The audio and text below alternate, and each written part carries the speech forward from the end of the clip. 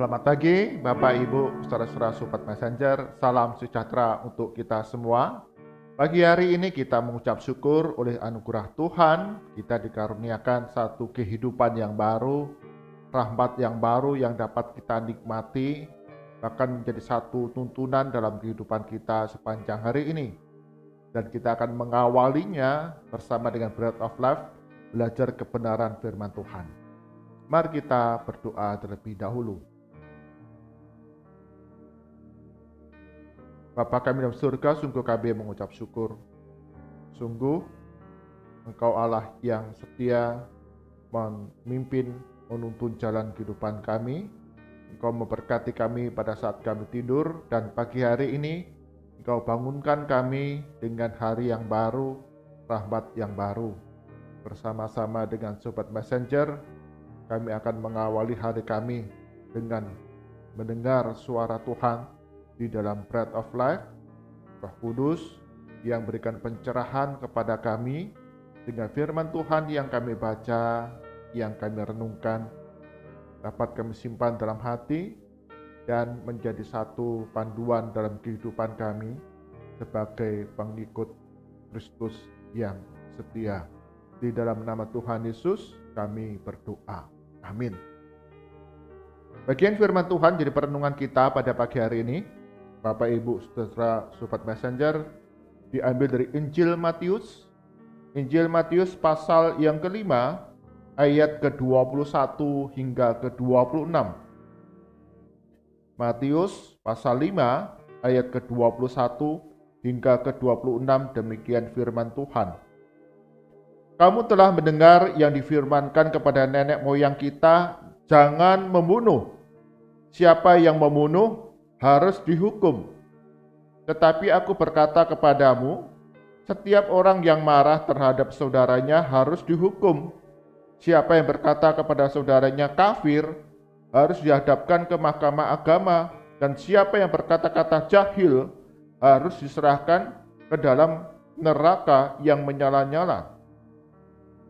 Sebab itu, jika engkau mempersembahkan persembahanmu di atas mezbah, dan engkau teringat akan sesuatu yang ada dalam hati saudaramu terhadap engkau, tinggalkanlah persembahanmu di depan mezbah itu, dan pergilah berdamai dahulu dengan saudaramu. Lalu kembali untuk mempersembahkan persembahan itu. Segeralah berdamai dengan lawanmu, selama engkau bersama-sama dengan dia di tengah jalan, supaya lawanmu itu jangan menyerahkan engkau kepada hakim, dan hakim itu menyerahkan engkau kepada pembantunya, dan engkau dilemparkan ke dalam penjara. Aku berkata kepadamu, sesungguhnya engkau tidak akan keluar dari sana sebelum engkau membayar hutangmu sampai lunas. Amin. Demikian firman Tuhan. Yang berbahagia setiap kita yang membaca, merenungkan firman Tuhan siang dan malam, menyimpannya dalam hati dan jadi panduan dalam kehidupan kita hari demi hari. Tema perenungan kita pada pagi hari ini yaitu menghina Sang Pencipta. Menghina Sang Pencipta. Bapak, Ibu, saudara-saudara, Sobat Messenger, pernahkah di antara kita semua mengalami di mana kita dipandang rendah oleh seseorang dan diejek dengan sebutan tertentu yang merendahkan derajat kita sebagai manusia?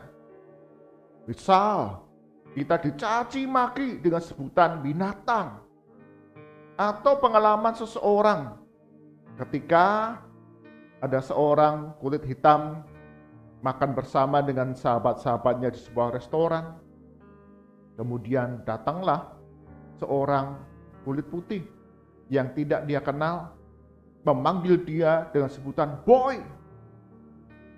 Boy, sebutan panggilan orang kulit putih kepada orang kulit hitam, merupakan satu hinaan, pelecehan identitas, karena menganggap rasnya lebih tinggi daripada orang kulit hitam. Itu juga yang seringkali terjadi di dalam pertandingan sepak bola di benua Eropa. Ada pemain sepak bola yang berkulit hitam acap kali diejek, dilecehkan dengan sebutan-sebutan yang merendahkan.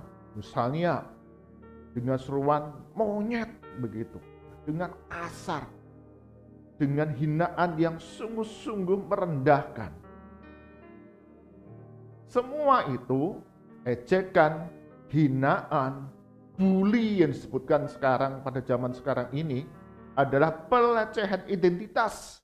Memandang rendah kepada seorang manusia yang adalah ciptaan Tuhan. Itu berarti ketika kita memandang rendah, membuli, menghina seorang manusia ciptaan Tuhan, maka kita juga berarti menghina Sang Pencipta. Pada zaman sekarang ini kita melihat berbagai rupa yang terjadi dalam kehidupan kita. Orang banyak memandang rendah orang yang lain karena perbedaan pendidikan, karena perbedaan perekonomian, pendidikan yang tinggi memandang rendah yang rendah. Orang yang kaya menghina orang yang miskin. Atau merasa bahwa saya suku bangsa yang tinggi, kemudian merendahkan suku bangsa yang lain. Itu banyak terjadi dalam kehidupan kita. Bagi kita anak-anak remaja, yang terjadi adalah saya lebih kaya, saya punya penampilan yang lebih oke, sehingga kita memandang rendah, mengejek, menghina mereka yang punya penampilan yang kurang, tingkat pendidikan atau kecerdasan yang kurang. Kemudian kita memandangnya hina dan rendah. Bagian firman Tuhan yang kita baca adalah pengajaran Tuhan Yesus kepada para pengikutnya. Tuhan Yesus mengutip perintah yang ke-6 dari 10 perintah Allah adalah jangan membunuh. Dan lebih lanjut Tuhan Yesus mengajarkan kepada kita, ini tidak semata-mata kejahatan dengan melakukan pembunuhan secara fisik, sehingga kamu akan mengalami satu hukuman bila melanggarnya. Jadi Tuhan Yesus tidak hanya berbicara bahwa ketika kamu membunuh secara fisik seseorang, maka kamu akan dihukum. Tapi lebih lanjut lagi, disebutkan di dalam ayat yang ke-22, tetapi aku berkata kepadamu, setiap orang yang marah terhadap saudaranya harus dihukum. Siapa yang berkata kepada saudaranya kafir, harus dihadapkan ke mahkamah agama. Dan siapa yang berkata-kata jahil, harus serahkan ke dalam neraka yang menyala-nyala. Tuhan Yesus lebih dalam lagi mengajarkan kepada pengikutnya, tidak semata-mata membunuh secara fisik kamu akan dihukum. Tapi ketika kita memandang rendah sesama kita, mengejek, menghina, membuli dengan sebutan-sebutan tertentu yang merendahkan dia sebagai manusia, maka dikatakan engkau pun sudah melakukan pembunuhan, pelecehan identitas, pembunuhan karakter kepada seorang anak manusia yang dikasih Tuhan, yang diciptakan oleh Tuhan. Dalam tradisi orang Yahudi, ketika seseorang menyebut kafir, seseorang menyebut jahil, itu berarti dia sudah merendahkan orang lain. Bahwa kamu adalah orang yang bodoh, orang yang tidak punya otak, orang yang tidak punya derajat yang sama. Engkau seperti binatang. Itulah penggambaran bagi orang-orang yang memandang rendah kepada sesamanya, menghina, mengejek, dan Tuhan Yesus katakan itu berarti engkau memandang rendah sesamamu manusia. Engkau menghina seorang anak manusia yang dikasihi Tuhan. Engkau mengejek seorang manusia yang diciptakan oleh Tuhan.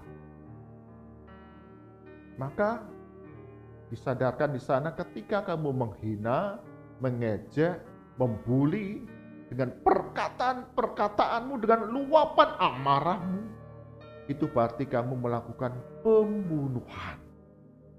Dan hukuman telah disediakan bagi mereka yang melanggar perintah Tuhan. Bapak Ibu, saudara-saudara, Sobat Messenger, di dalam budaya kita orang Indonesia, acak balik juga disebutkan sebuah pepatah, fitnah lebih kejam daripada pembunuhan. Ini hal yang sama.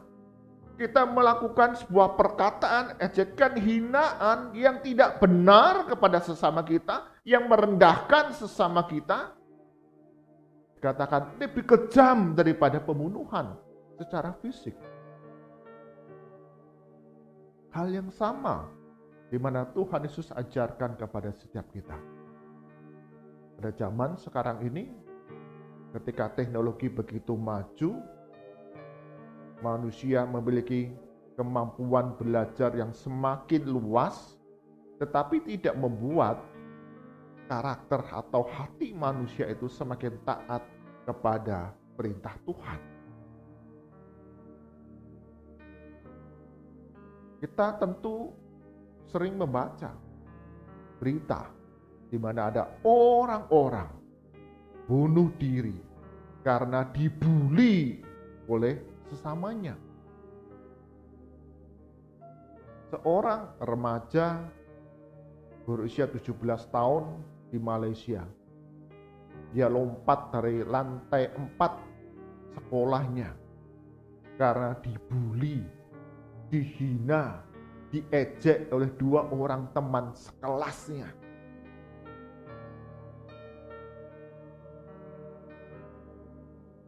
Dan kemudian dia bunuh diri dengan lompat lantai 4 dari sekolahnya. Oh, itu di Malaysia. Enggak di Indonesia. Ada di Indonesia, di Jawa Barat. Seorang remaja putri berusia 14 tahun. Dia seringkali dibully, dihina, diejek oleh teman-temannya. Sampai satu kali remaja putri ini sakit kepala ketika dia masuk sekolah.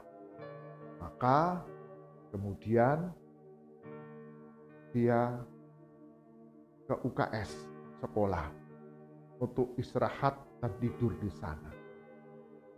Jadi setelah masuk ke kelas, tapi merasa bahwa badannya semakin sakit kepalanya semakin parah, remaja putri ini kemudian ke UKS dan tidur di sana. Teman-temannya melihat tas sudah ada di kursi, tapi remaja putri ini ke UKS, belum ada guru yang tahu. Maka kemudian teman-temannya menyembunyikan tas remaja putri ini. Sehingga ketika sang guru masuk, wali kelas yang masuk menanyakan remaja putri kenapa tidak masuk, teman sekelas mengatakan tidak tahu Bu. Mungkin sakit Bu. Mungkin bolos Bu. Mereka berbohong dari ucapan mereka. Padahal mereka mengetahui remaja putri ini masuk sekolah, tapi karena merasa dirinya tidak sehat, sakit kepala, dia sedang tidur di UKS. Tapi tidak ada satupun temannya yang mengatakan hal tersebut.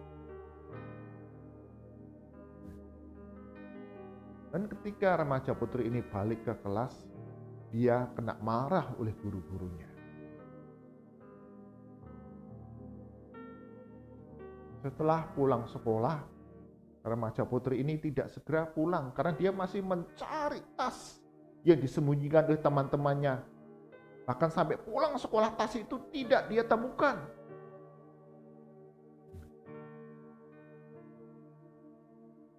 Dengan sakit hati, dengan rasa depresi yang luar biasa, kemudian remaja putri ini bunuh diri, lompat dari lantai 3 sekolahnya.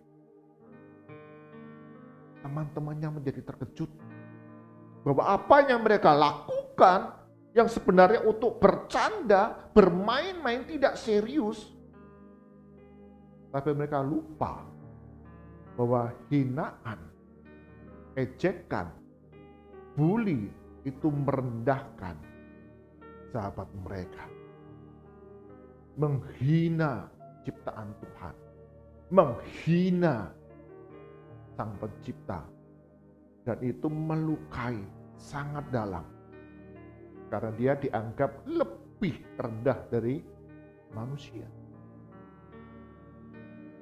sehingga kemudian bunuh diri.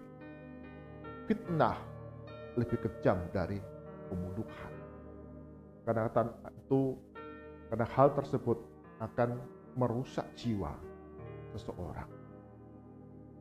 Bapak Ibu, saudara-saudara, sobat messenger, kita sebagai pengikut Kristus, kita diajarkan untuk menjaga kehormatan orang-orang yang ada di sekitar kita.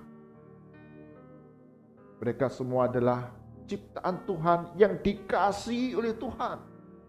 Tuhan rindu mereka semua hidup bersama-sama dalam anugerah Tuhan. Karena itu, jangan pernah kita memandang rendah sesama kita. Jangan pernah kita mengejek. Jangan pernah kita menghina. Jangan pernah kita membuli.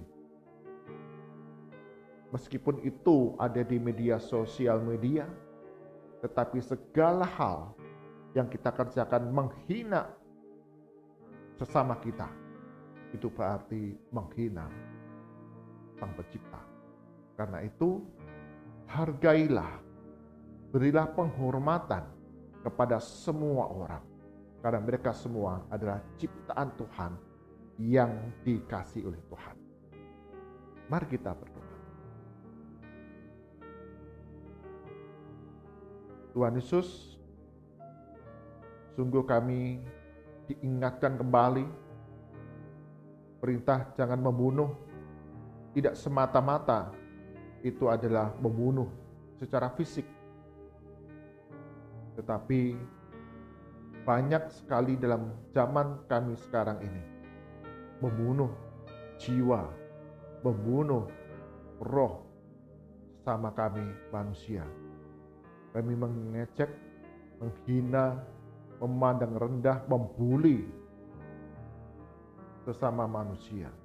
Tuhan ampuni kami, ajar kami sebagai murid-murid Kristus, kami menjaga kehormatan, martabat, derajat manusia, orang-orang yang ada di sekitar kami. Mereka dikasihi oleh Tuhan, mereka diciptakan oleh Tuhan untuk menikmati segala kasih karunia Tuhan. Dan ajar kami sebagai pengikut Kristus, kami hidup saling menghargai, menghormati, mengasihi satu dengan yang lain. Kami serahkan ya Tuhan sepanjang hari ini, segala aktivitas kami, pekerjaan kami. Sungguh Tuhan Yesus berikan kekuatan, pertolongan, hikmat, kami mengerjakan yang terbaik bagi kemuliaan nama Tuhan. Cukupkan apa yang menjadi segala kebutuhan kami sepanjang hari ini. Berikan perlindungan dalam segala perjalanan yang harus kami lalui, keselamatan, sukacita ketika kami berjumpa dengan banyak orang. Kami menghormati, kami mengasihi mereka semua. Kami serahkan untuk setiap anggota keluarga kami, baik yang tinggal satu rumah dengan kami, atau mereka yang tidak bersama-sama dengan kami, ada di kota yang lain, bahkan di pulau yang lain, negara yang lain. Sungguh Tuhan Yesus, Engkau berikan pemeliharaan, kasih karunia-Mu yang melimpah dalam kehidupan setiap anggota keluarga kami. Anak-anak kami cucu, orang tua, kakek nenek kami, saudara-saudara kami yang terpisah. Sungguh Tuhan Kau yang mengerti akan setiap kehidupan mereka satu persatu, keluarga mereka masing-masing, dalam segala pergumulan yang dihadapi, kesulitan. Tuhan Yesus, Engkau akan membuka jalan, memberikan pemeliharaan, sukacita, keselamatan, sehingga di dalam berbagai tantangan ada jalan keluar yang Kau karuniakan. Kami berdoa untuk bangsa dan negara kami Indonesia. Kami sungguh mengucap syukur Engkau Tuhan Yesus setia memberikan pemeliharaan, bahkan pemulihan negara kami Indonesia ini dalam pengendalian virus COVID-19. Sungguh Tuhan ajar kami masyarakat tetap dengan waspada, tetap dengan disiplin menjalankan protokol kesehatan yang terus sedang diterapkan di negara kami Indonesia ini oleh pemerintah kami. Berkati para tenaga medis yang melayani, sungguh Tuhan berikan semangat, kesehatan, pemeliharaan, sehingga setiap pelayanan yang dilakukan para tenaga medis ini membawa kesehatan, pemulihan di tengah negara kami Indonesia. Berdoa untuk pemerintah pusat hingga daerah-daerah di tengah berbagai krisis, kesulitan yang dialami. Sungguh Tuhan Yesus, Engkau yang memberikan pertolongan, memberikan khidmat, memberikan kasih karunia, sehingga setiap kebijakan yang diambil mendatangkan kesejahteraan bagi rakyat Indonesia. Berkati untuk aparat keamanan dalam menjalankan tugas peran mereka, mendatangkan damai dan aman. Sungguh Tuhan memberikan pertolongan, setiap tugas tanggung jawab dikerjakan dengan penuh sukacita. Hindarkan negara kami ini dari niat-niat jahat dari sekelompok orang yang ingin membawa kekacauan ataupun kepentingan pribadi kelompok mereka. Senantiasa Tuhan patahkan, hancurkan, dan negara Indonesia ini terus bertumbuh sebagai negara yang diberkati Tuhan di tengah keberagaman yang ada di tengah negara kami. Mari angkat tangan kita, arahkan hati kita kepada Tuhan, dan kita terima berkat daripadanya. Kasih karunia dan damai sejahtera dari Tuhan kita Yesus Kristus, pemeliharaan yang sempurna dari Allah Bapa, serta persekutuan, penghiburan dari Roh Kudus, menjadi langkah kehidupan kita hari demi hari, menjadi pengikut Kristus yang setia, menjalankan segala pengajaran perintah Tuhan Yesus dengan pertolongan daripadanya, dari sekarang sampai selama-lamanya. Amin. Bapak Ibu, saudara-saudara, sobat messenger, di dalam kehidupan yang kita jalani sekarang ini, kita belajar menjaga kehormatan orang-orang yang ada di sekitar kita. Ketika kita menghormati mereka, berarti kita mendatangkan sukacita, kebaikan bagi setiap mereka, dan kita tidak akan pernah menghina Sang Pencipta, Yesus Kristus, Tuhan kita. Tuhan Yesus berkati kita semua.